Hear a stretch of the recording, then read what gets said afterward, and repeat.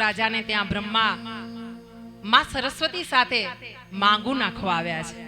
હા, હવે તો ઓનલાઈન વોટ્સઅપમાં જ બાયોડેટા જતા રહે, અને કાં તો પાદરે જ બે જણા નક્કી કરી દે કોલેજમાં જ છોકરા છોકરીઓ. સારું છે, આપણા છોકરા ખુશ રહે એનાથી વધારે આપણે શું જોઈએ, ભલે કરતા, પણ બે જણાએ નક્કી રાખવું કે જીવનમાં અમે જે આ પગલું ભરી રહ્યા છે એમાં પછી વિક્ષેપ ન આવવો જોઈએ. એ બે વચ્ચે સમજી વિચારીને લગ્ન કરવા. લગ્ન કરવા એટલે બે આત્માનું મિલન છે.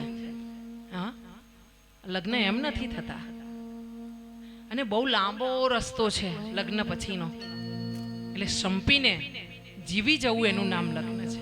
અહીંયા બ્રહ્માજી આવ્યા છે વાત નાખવા માટે કે તમારી દીકરીનો હાથ આપો અમારા દીકરા માટે. અમારો દીકરો કોણ? અમારો દીકરો શંકર છે. હા, અહીંયા જ્યાં દક્ષ રાજાને વાત કરવામાં આવી છે, અને દક્ષ રાજાને જ્યારે માંગુ નાખવામાં આવ્યું છે ત્યારે દક્ષ રાજા વિચાર કરે છે કે અમે તો ક્યારના વિચારતા હતા કે અમારી દીકરી માટે શંકરનું માંગુ આવે, અમે જ આવવાના હતા તમારા ઘરે, આ તો તમે સામેથી આવ્યા. હા, જોઈતું તું ને પિયર્યા મળી ગયા, એવી વાત છે. આમ દક્ષ રાજા આનંદિત થયા છે અને એમણે માંગાનો સ્વીકાર કર્યો છે. આ માંગણ અને માંગવું એટલે દીકરીને માંગીને લઈ જવી એટલે જવાબદારી સ્વીકાર કરવી કે તમારી દીકરી આજથી મારી દીકરી છે. તમે જેમ રાખી છે ને એનાથી અધિક રીતે સારી રીતે હું તમારી દીકરીને રાખીશ. એમાં પહેલી જવાબદારી એના પતિની, કે દીકરી જે એના માતા પિતાને ત્યાં સુખ ચેનથી રહેતી હતી ને, આનંદથી બગીચામાં ફરી શકતી હતી ને, આંગણામાં ટહુકારા મારી શકતી હતી ને, એ જ રીતે તમારા ઘરમાં ભલે માથે ઉડીને પણ વહુવારું થઈને છમ છમ છમ છમ તમારી સેવા કરી શકે હસતા મોડે, એવી રીતે તમારે એને રાખવાની. એને માંગુ કહેતા હતા. હા, એટલે માંગવા જતા હતા કે મને આપો, તમારી દીકરીનું દાન કરો. પછી બીજી જવાબદારી માતા પિતાની, સાસુ સસરાની, દીકરીઓ માટેની કે અમે માંગીને લઈ જઈએ છીએ તમારી દીકરીને, ક્યાંય તકલીફ નહીં આપીએ. બાળક છે, અગર ભૂલ થશે તો સમજાવી લઈશું, અમારા લાયક એને બનાવી લઈશું. એટલે માંગુ કહેવાતું ને હજુ પણ કહેવાય છે. પણ આપણા જે ઘડિયાઓ જે શબ્દ મૂકી ગયા ને એને કોઈ સમજતું નથી.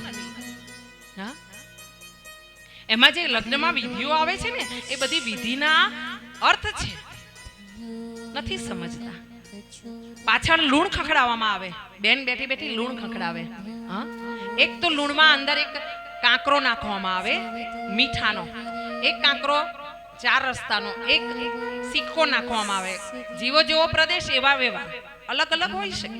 અને પાછળ બેઠી બેઠી બેન એને ખખડાવે ને ઉતારે, ઉતારે ને ખખડાવે, ઉતારે ને ખખડાવે. કુંવારી કન્યા એટલે એ પાછળ બેઠેલી કુંવારી કન્યા એની બેન એ વરરાજાને આશીર્વાદ આપતી જાય. વીરા, તને નજર ન લાગે મારા ભાઈ, આ જાન 4 રસ્તા ક્રોસ કરીને જઈ રહી છે ને, મારા વીરાને નજર ન લાગે. હા, આમ નજર ઉતારતી રે, આશીર્વાદ આપતી રે. વીરા, નવા જીવનમાં તું પ્રવેશ કરી રહ્યો છે ને મારા ભાભી સાથે, જેમ નારાયણ ને લક્ષ્મીનું જીવન ચાલ્યું ને એમ તારું દાંપત્ય જીવન ચાલે. વીરા, તને મારા આશીર્વાદ. વીરા, આમ બેન પાછળ બેઠી બેઠી શુભકામનાઓ આપતી જાય, આશીર્વાદ આપતી જાય.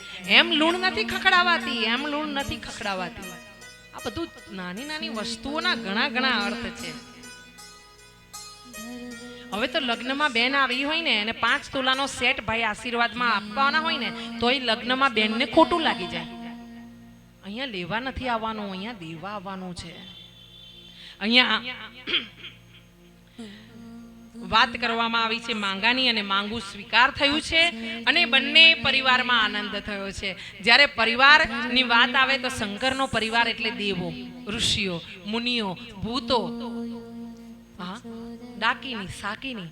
જેને કોઈ ન સ્વીકારે ને એને મારો ભોળોનાથ સ્વીકારે.